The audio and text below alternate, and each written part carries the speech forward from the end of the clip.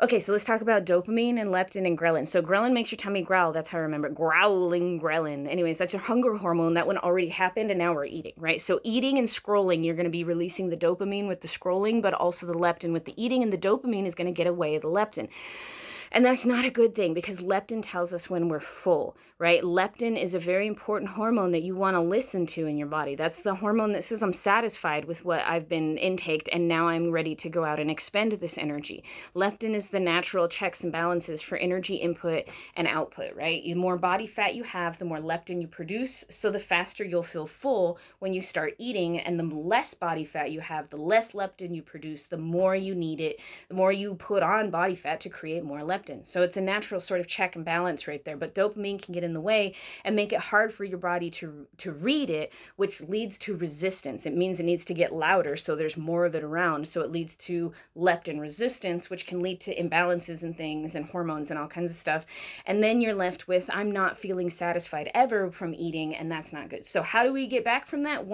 Start like one meal at a time, if that's all it takes. One meal a week even is a great place to start, but set the mood.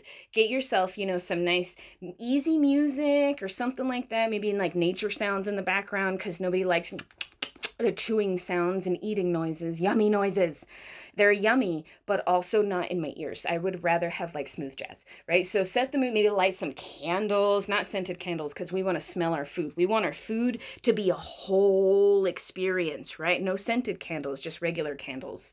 Okay, and then we're going to take our time and we're going to taste our food and really sit there and like try to examine the flavors and start incorporating them like once a week or once a day, for your dinner or your breakfast or your lunch, whatever it works out for you. You don't have to completely give up scrolling and eating, because that's part of like the world that we live in now. We have to mindlessly eat and drive. We have to mindlessly eat and watch the news and eat and scroll and eat and read that memo.